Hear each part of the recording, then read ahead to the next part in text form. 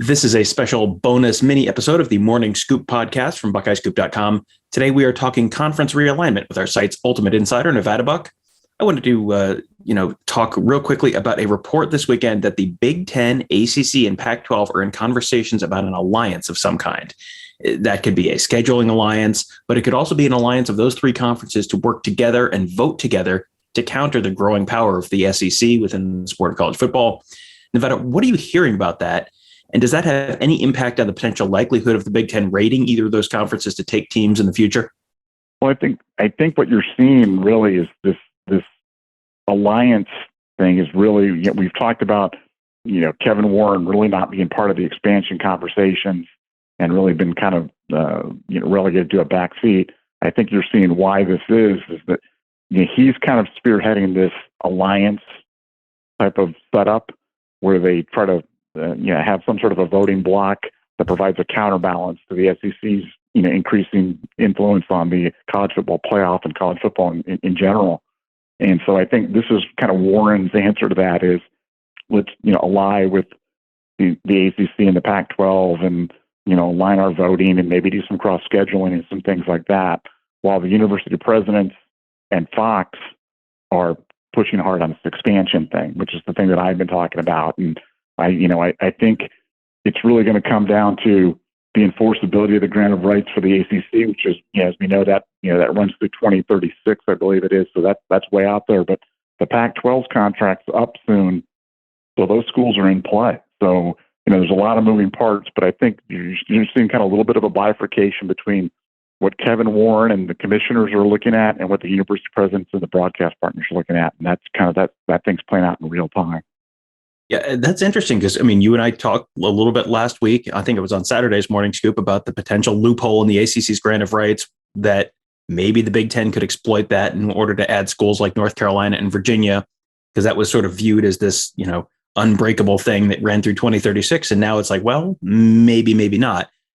But as you said, there is no concern like that with the Pac-12 because their conference TV deal expires so soon. It's in 2024. So even if there is a grant of rights through 2024, like you just wait that out and that's not necessarily a concern. So, to me, that makes it logical that additions from the Pac-12 are maybe more likely than the SEC because it's just, you don't have to try and get through that loophole. Or does that not necessarily matter and they may just kind of go after both? Do you have a sense for that?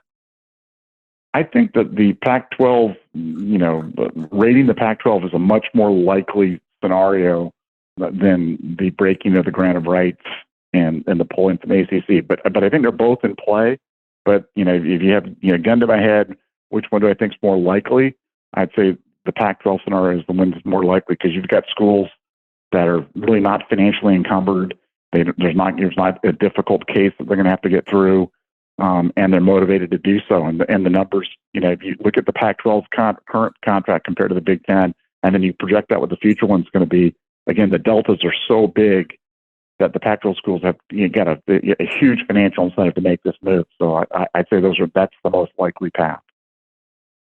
Every time we've talked about this, USA has always been the top team at the top of the list, about A, who the Big Ten would want, but B, also who might be the most likely from the Pac-12 to be willing to make that jump. So are they still in the top of both of those lists? And, they're probably not coming alone. And I feel like who's number two on that list has been a little bit more flexible than USC, who's kind of just been right at the top of the list every time we've had this conversation. Who's kind of looking like they might be the second school from the Pac-12 if and when the Big Ten does go and raid the Pac-12 for some new members? Well, as you said, USC is definitely, the leader of the pack, as it were, in terms of the movement. Like you said, the second's been a little bit more flexible. Right now, I think the group that's been the most aggressive, leaning forward the most, has been Oregon. And so it's, a USC-Oregon tandem right now. Although, I think, having four teams come is not out of the realm of possibility. And, then you get into the Washingtons, the Utahs, the Colorados, the Arizonas. So you've got, obviously UCLA, Stanford. You've got a number of high academic schools in great demographic markets. So, like I said, so much, there's so much in play there that it's really going to come down to dollars and cents from Fox. The Big Ten is the number one thing that the Big Ten's looking for is they want a guarantee from Fox that if they add these schools, that the net number that they're getting to everybody goes up. And you can't stay the same and it can't go down.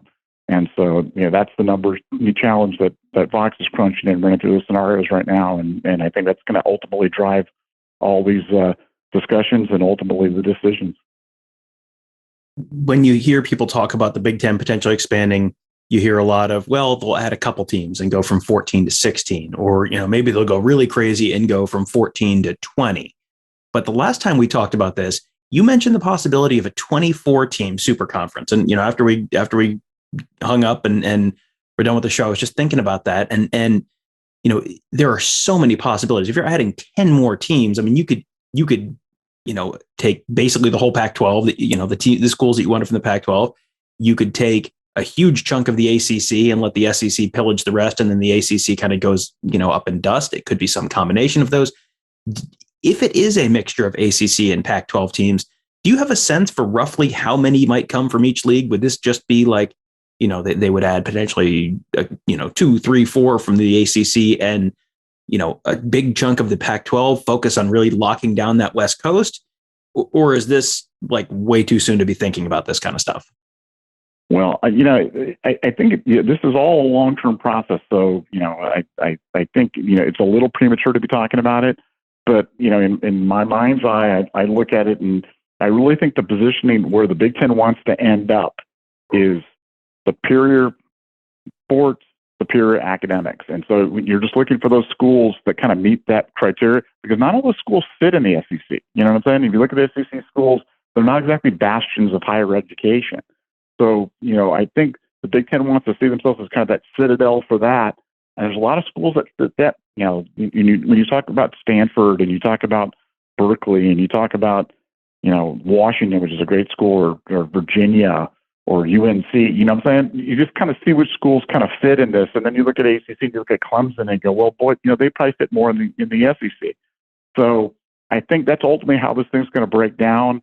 I'd probably say 6 from the Pac-10 and 4 from the ACC. And, maybe you grab Georgia Tech and then one other and you figure out, how that thing fits. But, the Big Ten wants to be coast to coast, top to bottom, great sports, great research, great academics. And I think that's what they're going to end up with.